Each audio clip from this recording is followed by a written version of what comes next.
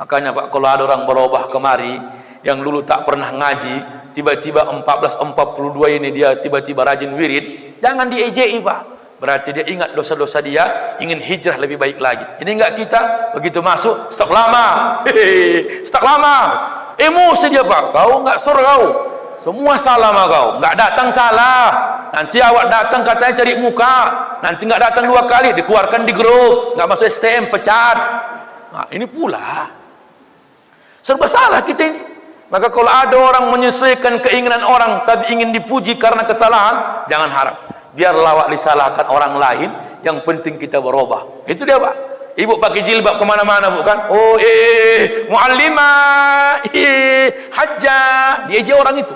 Tapi orang yang tak berjilbab, orang yang pakai baju you can see, orang yang pakai celana ketat, tak pernah diejek orang. Padahal sudah jelas dia berbuat dosa, tapi orang tak pernah menghinanya. Seorang pun dalam dunia yang tak pernah berdosa, karena sudah kudrat manusia, tempatnya salah dan lupa. Itu Pak, nyanyi dari abang saya, Roma Irama. Lain mama, lain ayah kami.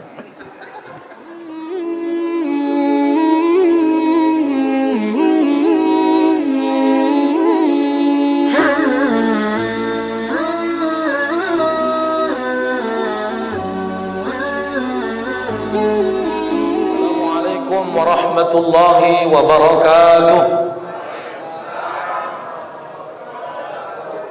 Alhamdulillahi rabbil alamin, wassalatu wassalamu ala sayyidina Muhammadin wa ala alihi wa ashabihi al-karim. Subhanaka la ilma lana illa ma 'allamtana innaka antal alimul hakim. Shadaqallahul azim. Bapak dan Ibu yang saya hormati, bersyukur dengan ungkapan lafaz alhamdulillah membuktikan kita tak pernah gelisah dalam kondisi apapun. Banyak orang ketika dapat rezeki lisannya mengucapkan kalimat puji, tapi ketika Allah tunda rezekinya ada dongkol dalam hati. Hari ini dan malam ini kita berusaha stabil sampai kita mati, tetap bersyukur dalam kondisi apapun, baik lapang mau sempit, baik sehat mau sakit, tertawa dan menangis, bahagia dan duka. Di mata Allah orang yang paling sempurna hambanya imannya, sebagai ladang, sebagai dia jalan masuk ke surga, orang-orang yang sempurna takwanya. Hari ini kita nampak mulia karena masih Allah tutup aib kita, siapa kita sebenarnya.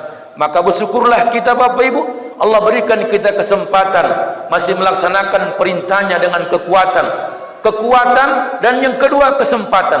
Kenapa Ustaz? Banyak orang yang sehat tapi tak sempat. Banyak juga orang yang sempat tapi tak sehat.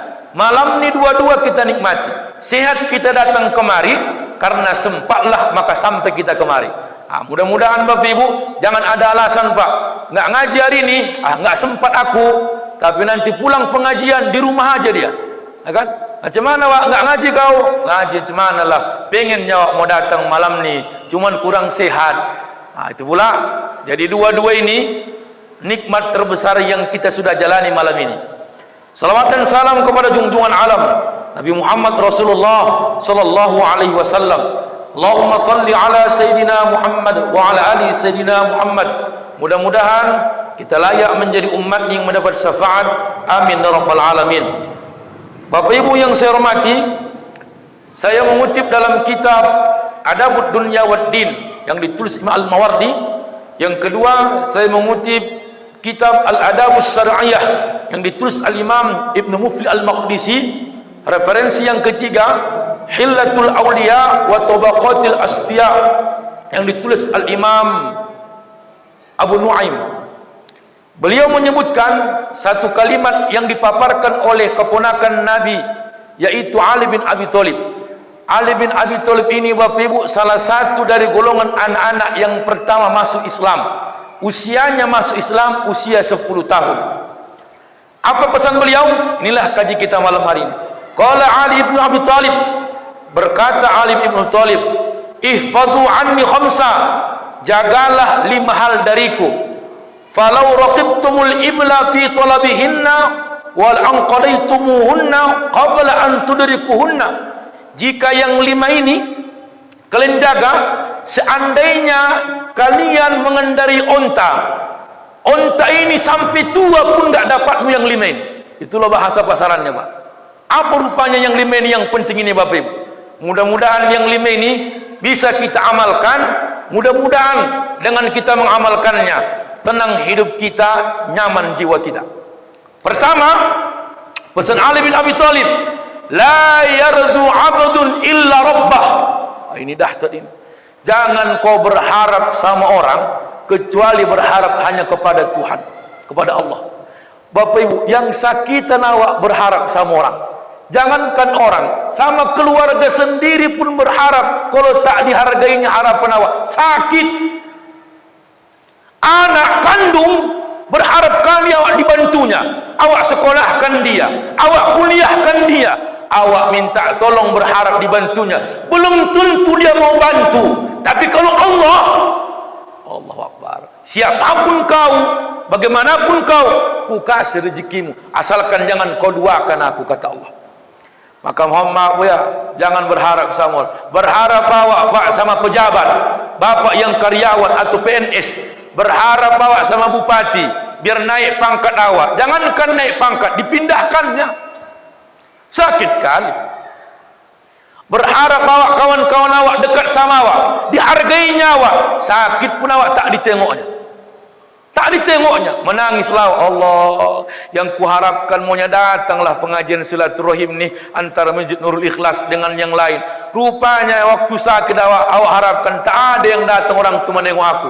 Sakit kali. Makanya kata Ali bin Abi Thalib, berharaplah kau kepada Allah, jangan berharap kepada manusia. Seorang khalifah besar Muawiyah, apa kata beliau? Seorang sahabat besar Muawiyah bertanya kepada istri Nabi yang bernama Aisyah radhiyallahu anha.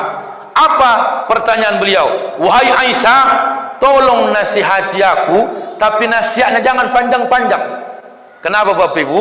Karena sejarahnya Pak, Nabi kalau ngasih nasihat tak pernah panjang-panjang. Khutbah Nabi paling singkat. Beda sama kita di Medan ini, beda sama kami ustaz-ustaz ini Pak. Ustaz-ustaz ini ada yang sawan mik, ada. Begitu dipegangnya mik, tak ngerti waktu dia, termasuk Jumat. Kata Nabi, kalau kau beribadah untuk orang banyak, singkatkan. Falyukhaffif, ringankan ibadahmu, karena orang di belakang tak ada yang kuat menerima ibadah itu.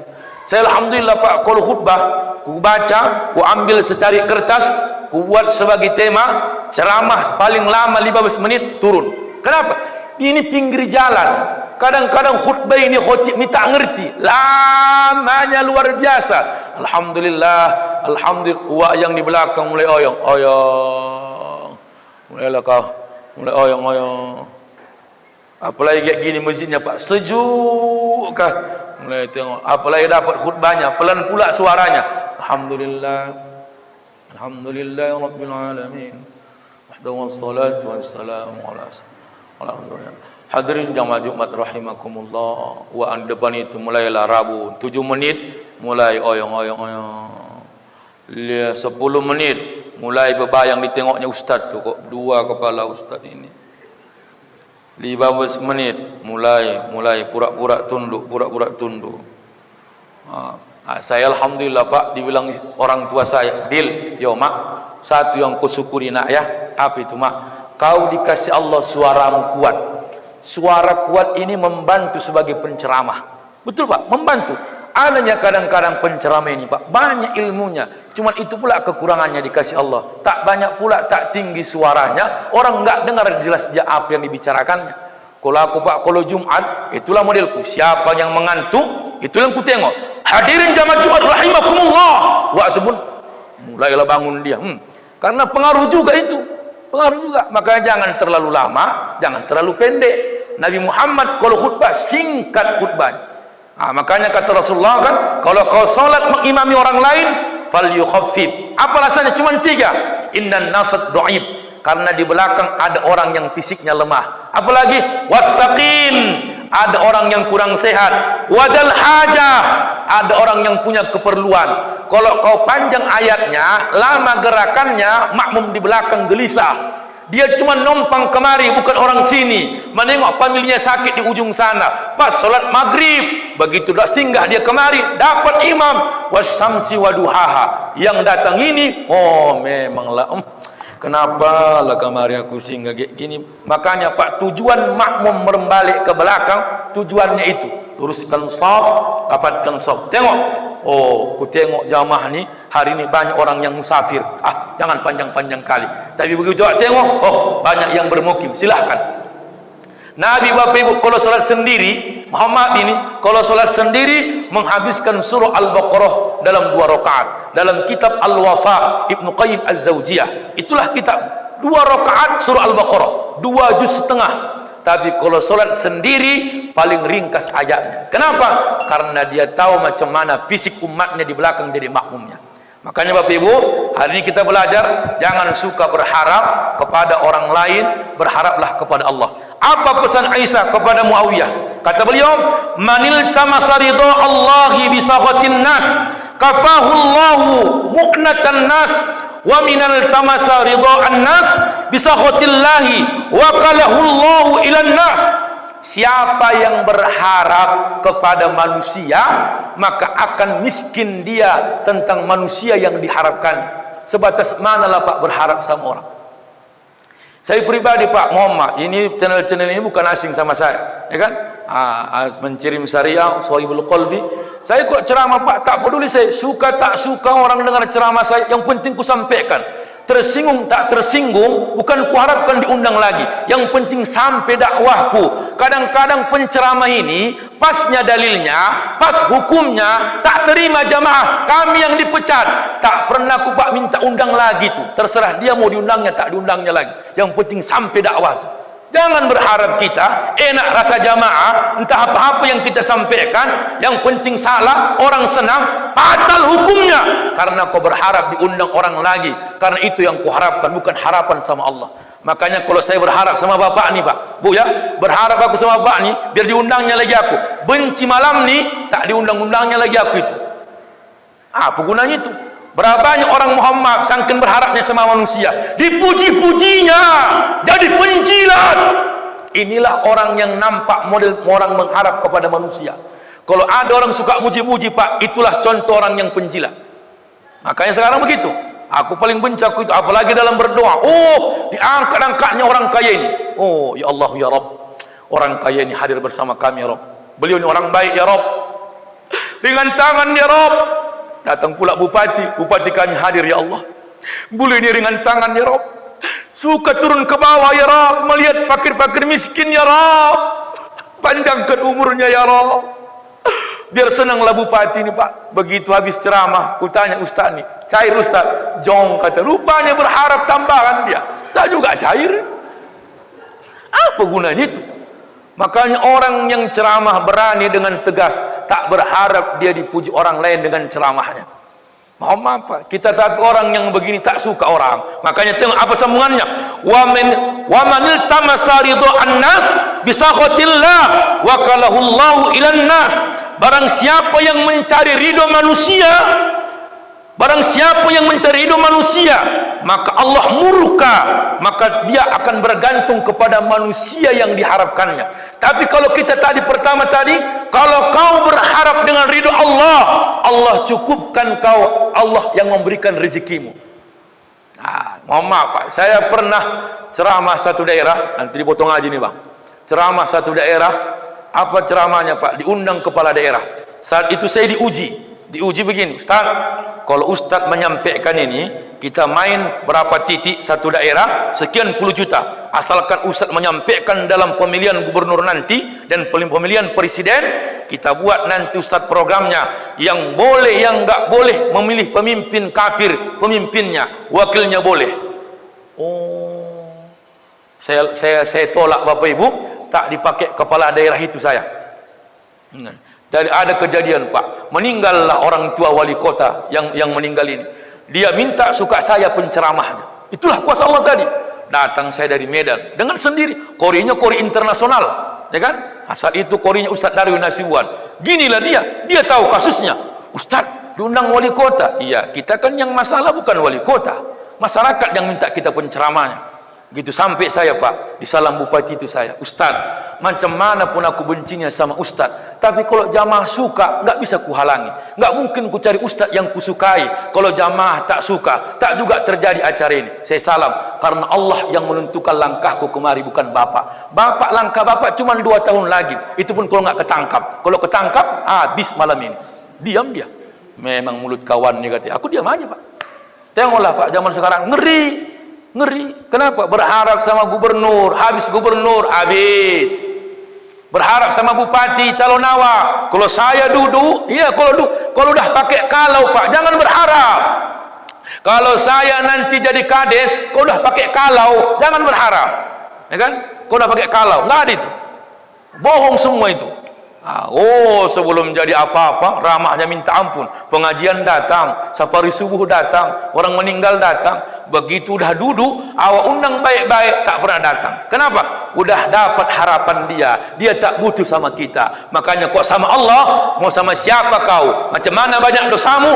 Aku yang menentukan rezekimu, asalkan jangan kau durhaka kepadaku. Makanya Pak, cuma satu syaratnya, jangan kita syirik sama Allah. Kan kasihan Allah terhadap diri kita. Kenapa? Udah baik aku samamu, kau duakan lagi aku. Jangankan Allah diduakan, istri kita diduakan, sakitnya luar biasa. Apa enggak murka Allah kalau kita asingkan dia, tak pernah berharap kepada Allah? Jangan berharap. Istri sama suami juga begitu, enggak, jangan berharap kali. Meninggal pun awak Pak, bentarnya menangis ini. Apalagi laki-laki, nggak usah berharap kali. Bohong semua ini, bohong. Meninggal bininya, Allah deh, Allahu Akbar. Siapa kawan abang lagi deh? Kaunya kuharapkan bisa jaga abang sampai tua. Apa pula? 5 hari udah nikah waktu lagi. Sama anak, saya alhamdulillah bukan menceritakan, tapi ini memotivasi. Makanya saya 5 yang saya kuliahkan Pak. Saya bilang sama istri saya, Dek, ya Bang, jangan kau berharap kalau orang ini besok sarjana, orang itu yang bantu kita sampai tua. Aku hanya tujuanku satu.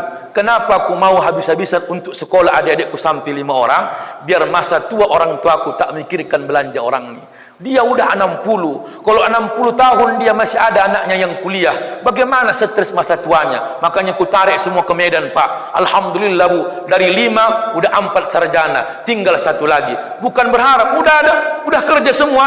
Kadang-kadang mohon maaf kok dibilang memang manusiawi Pak. Kadang-kadang awak minta tolong, bukan minta sesuatu, minta tolong pun nggak bisa Bang, nggak ada waktu. Tapi mengaji awak makin lama, begitu rupanya ya. Kadang-kadang awak tolong, tak dihargainya yang ditolong awak. Inilah kaji ini Pak.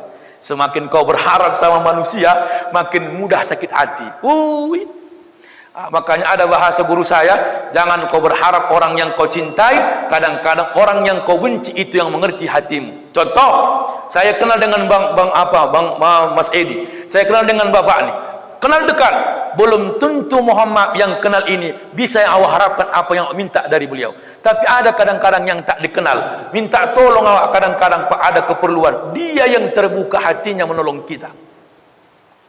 Dulu anak awak mau kerja, famili awak kandung, awak minta tolong, Bang masukkanlah Bang anak abang dulu.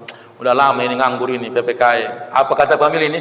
Begini ya, kalau orang lain bisa kita sorong, cuman ini kan orang dalam.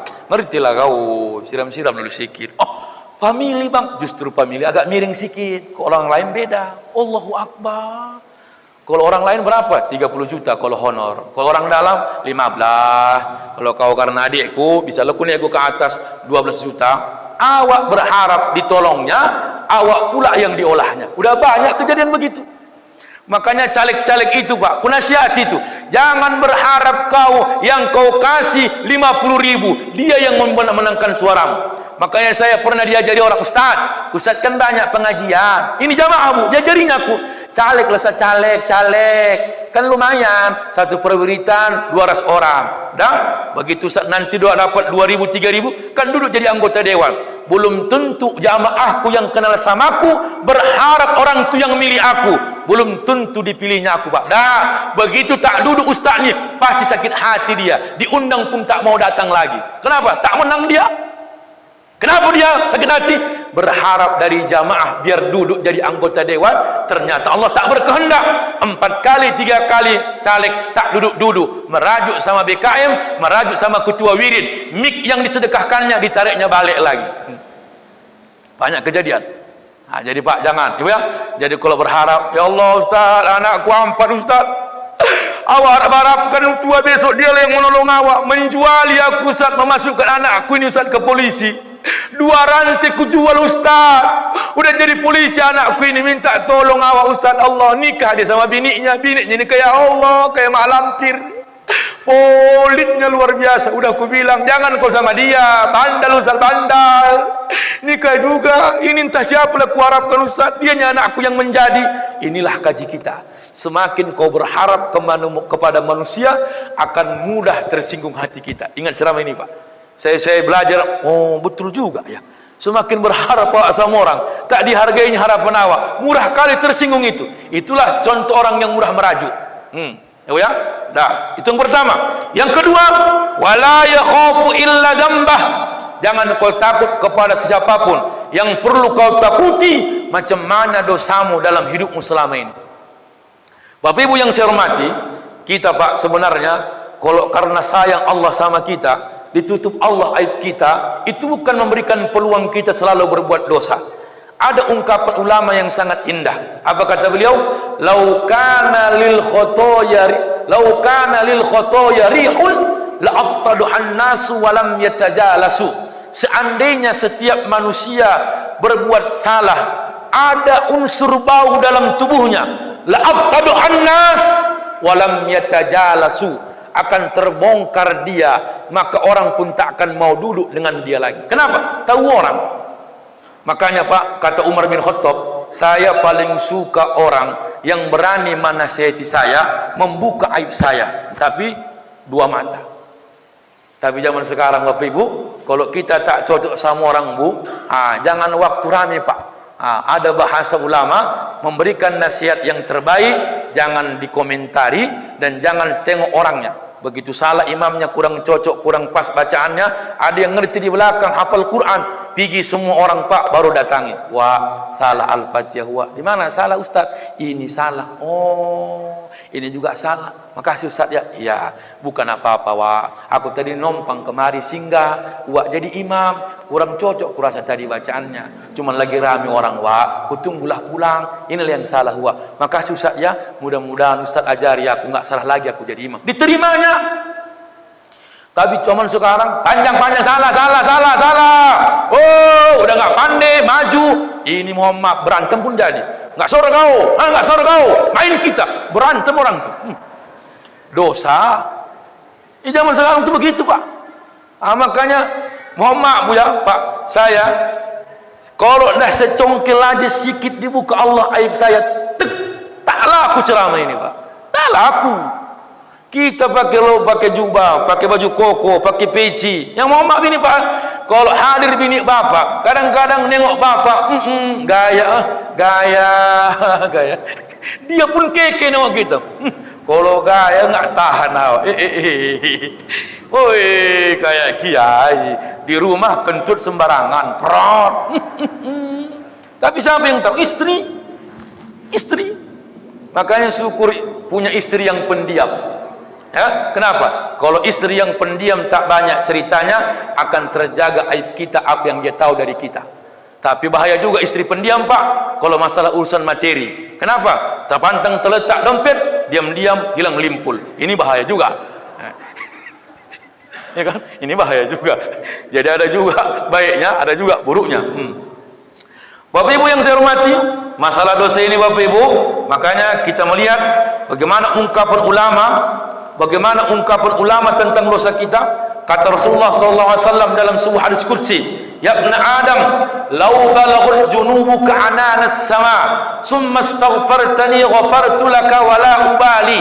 Hai anak Adam, seandainya dosamu seisi langit, Allahu Akbar, seandainya dosamu seisi langit, lalu kau minta ampun kau terhadap dosa-dosamu kepadaku, ghafartu laka wala ubali, ku ampuni dosamu, aku tak peduli. Yang kedua, ya ibn Adam, law balaghut junubuka ananas sama, summa astaghfartani ghafartu laka wala ubali. Tadi langit. Yang kedua, seandainya dosamu seisi bumi, kau datang minta maaf kepadaku, ku maafkan, kata Allah. Kurang apa kita, Pak? Tapi zaman sekarang, dosa orang kita lihat nampak segunung, dosa sendiri secuil depan mata nampak kayak semut. Padahal orang beriman, kata Nabi, kau anggaplah dosamu menimpah gunung, kau anggap kesalahan orang secuil seperti semut. Kita tidak. Oh, kalau salah orang luar biasa. Makanya Pak, kalau ada orang berubah kemari yang dulu tak pernah ngaji, tiba-tiba 1442 ini dia tiba-tiba rajin wirid, jangan diejeki, Pak. Berarti dia ingat dosa-dosa dia, ingin hijrah lebih baik lagi. Ini enggak kita, begitu masuk, stok lama. Stok lama. Emosi dia, Pak. Kau enggak suruh kau. Semua salah sama kau. Enggak datang salah. Nanti awak datang katanya cari muka. Nanti enggak datang 2 kali, dikeluarkan di grup. Enggak masuk STM, pecat. Nah, ini pula. Serba salah kita ini. Maka kalau ada orang menyesuaikan keinginan orang tapi ingin dipuji karena kesalahan, jangan harap. Biar lawak disalahkan orang lain, yang penting kita berubah. Itu dia, Pak. Ibu pakai jilbab kemana-mana, bukan? Oh, muallimah, hajjah, diejek orang itu.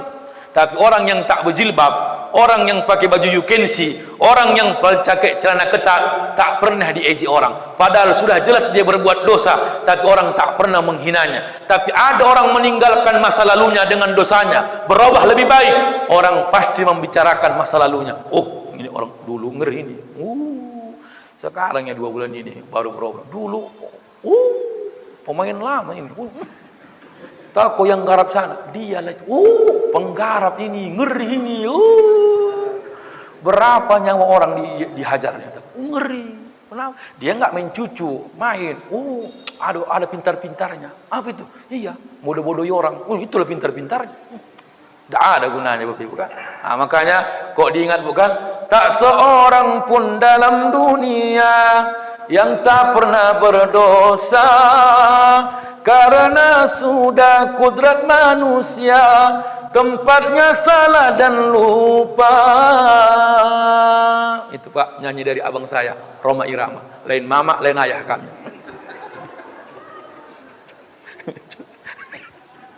Ya kan? Iyalah. Nah, saya, Pak, jujur, kalau yang jumpa sama saya tanda dia siapa saya, tak berani saya ceramah. Mana berani? Makanya beberapa kejadian semalam itu ada juga di YouTube bapak-bapak kami ini. Saya potong, ya kan? Kawan satu kamar, kawan satu sekolah, kawan satu pesantren, kawan satu penjaga masjid. Kawan saya, Pak, kejadiannya di mana itu waktu, Mas? Telaga Sari. Coba datang dia, Pak. Oh, gini juga jantungku. Mati lagi. Aduh, datang pun. Kenapa? Tahu loh dia macam mana aku. Seandainya ditengoknya aku, gaya gaudil. Ceramah. Betul, di sampingku pula dia, Pak. Alah, gini-gini aja jantungku. Geser. Aku mau apa? Geser kau, aku bilang. Enggak maksudnya aja. Tak mau dia pindah. Memanglah kawan, aku pikir. Nah, itulah dia. Kenapa, Bu? Makanya kita mengakui dosa, jangan mencari dosa orang lain. Nah, makanya Pak tadi, la aftaduhan nas wa lam yatajalasu. Saya pribadi, abang-abang kami ini, Muhammad, saya bilang itu, Bang, ada yang enggak cocok, Bang? Mana yang salah, Bang? Ini begini. Mau nyusat begini. Nikmat, Pak. Saya pribadi nikmat kali kalau ada orang menyalahkan kita. Nikmat kali. Tapi kita tak pernah menerima kesalahan yang pernah dikuturkan orang lain. Tak pernah kita terima. Kau macam mana? Kau diam kau, nggak suara kau. Macam kau pula yang paling suci. Itu pula kata orang. Itu yang kedua. Yang ketiga, apa ungkapan Ali bin Abi Thalib? Ini pula yang ini untuk kami, kena kami ini. Allahu Akbar. Wala yastahi jahilun ay yas'al amma la ya'lamu. Jangan pernah kau malu bertanya apa yang enggak tahu kau. Ini Muhammad, Pak. Jangan pernah malu bertanya apa yang tidak tahu kau. Saya pribadi di channel ini saya sampaikan. Saya belajar baca kitab, menterjemahkan. Itu ada kawan saya yang sama-sama dulu berangkat ke Mesir. Asli orang rantau perapat satu kampung. Waktu tes ke Mesir, Pak, cuma 5 orang yang diterima. Salah satunya aku tak diterima. Bukan diterimanya, aku lah yang enggak diterima. Begitu waktu itu beliau ini luar biasa. Kok dibilang orang, Ustaz bukan tamatan Mesir, tapi kalau ceramah dalam kitab ini begini, dari mana belajar kitab? Saya sampaikan di channel ini, nama guru saya orangnya sederhana, Masya Allah, sederhana orangnya, kemana-mana pakai baju pendek, pakai baju kaos Pak, tapi kalau baca kitab luar biasa, sekelas doktor pun dia menerjemahkannya. Saya bilang, kenapa tak mau kau ke publik? Aku tak pandai bercakap, kau kan banyak cakapmu. Makanya apa yang mau kau cakapkan bilang sama aku biar ku bantu. Allahu Akbar. Tiap malam, Muhammad Mas, tiap malam, Ustaz, apa artinya ini Ustaz? Begini. Ini artinya begini. Kalau diterjemahkan macam mana biar bagus? Begini caranya Ustaz. Terjemahnya udah bagus, tapi bahasanya untuk orang awam begini yang cocok. Makanya sampaikan nama beliau Al-Ustaz Henry Siregar LCMH. Mudah-mudahan saya sampaikan ini Pak, bukan saya yang pintar, beliau yang pintar di belakang, tapi tak mau dipublikasikan karena kerendahan hatinya. Diakui dia tak pandai banyak cakap, tapi banyak ilmunya. Aku terbalik pula, satu yang ku sampaikan banyak cakapku, itulah dia. Ini aja baru 3, 2 lagi Pak, udah hampir 1 jam itu